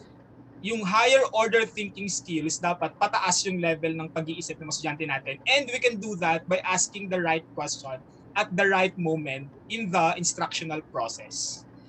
Okay? True po yan. Yon, sige. O bukod kay Kenner, meron bang iba? Or wala na? Shy type yung iba, sir. Yung magtatanong din sa akin yung mga yan sa klase nila. Naka-live kasi tayo kaya nahiya magtanong yung mga yan. Magtanong na kayo. Ano na kayo ngayon, okay? Last question.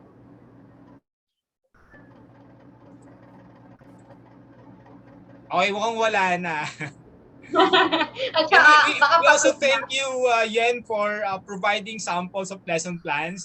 They have been very useful in the familiarization of our students in writing lesson plan literature.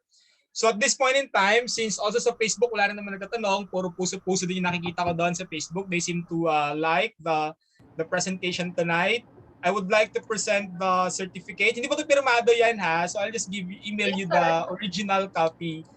Sa balangan na lang, bakit na lang tayo dyan. Okay? Would like to present the certificate of appreciation to Ma'am Noraline G. Agbay for generously sharing her expertise on lesson planning development for literature teaching held on June 8, 2021 via Zoom. So sign yours truly, and of course to be signed by our College Dean, Dr. Lourdes S. Santos, who by the way was able to watch via FB kanina. Nakita ko na nag-watching siya sa ating Facebook Live.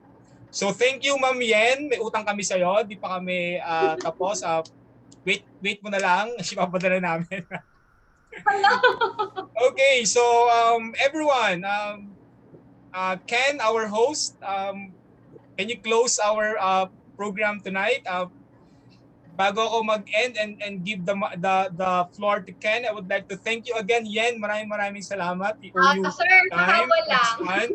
No, we've learned so much. Our students learned so much from you, and I think our students also from the main campus watch with us kanina sa Facebook Live because they're also hungry about lesson planning.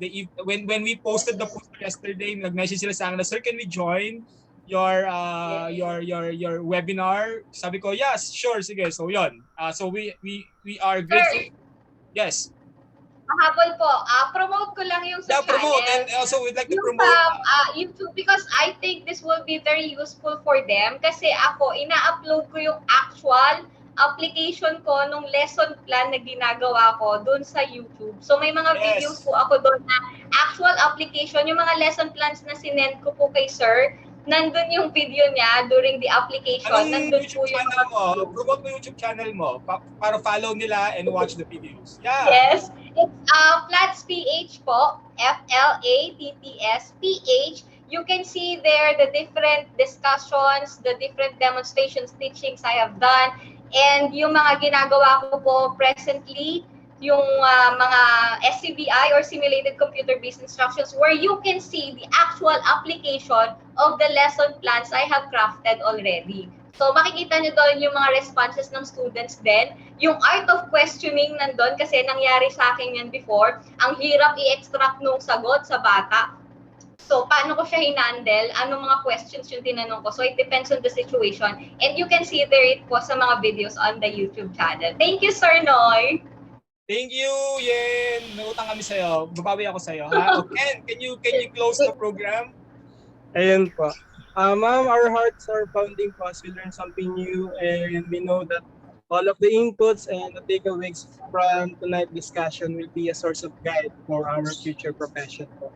We're so blessed po to have you tonight, and we're so honored po to grasp the new and valuable information from you. To Sir No More Parvo po, may you feel our message of gratitude and appreciation po for such an initiative para po sa lesson planning session tonight. And to my classmates, our seniors, and some students from BPSU main campus, thank you po for staying by. Don't forget po to practice the safety protocol. Don't forget to wear your mask and always seize the day. Carpe diem. Have a great night. This is Kenner po, your master of ceremony. Bidding goodbye. Thank you Thank you so po. much, Ken. Carpe diem, make your lives extraordinary. Sabi nga ni Professor Keating. Yan, maraming salamat. We can't thank you enough. Thank you so much, everyone. Thank Have a you. great night. Stay safe. God bless you Thank you all. po. Bye, Good ma'am. night po. Salamat po, Ma'am Yoli, for staying with us Bye this po. long. Salamat po. Sino po pa yung mga nandito? Ating mga fourth year, guys. Congratulations on your final demos. Congratulations, you're gonna graduate this year. Congrats to all. At kayo na ang susunod, mga anak namin sa College of Ed. You will be the next batch. You will graduate next year. Congrats na agad in advance. Okay? So pag-usahin nyo at tiyaga lang sa pag-aaral. Okay? We're all gonna get through all this. And wish you, we are here sa inyo, para sa inyong lahat, to guide you all throughout until you graduate and even beyond you graduate. Maraming salamat, Ken. Maraming salamat, Yen. At salamat sa lahat. God bless you all. Good night, everyone. We're Good ending night the po. Zoom Thank meeting you. now. Salamat po. Thank you. Thank you. Bye. Bye, all. Bye!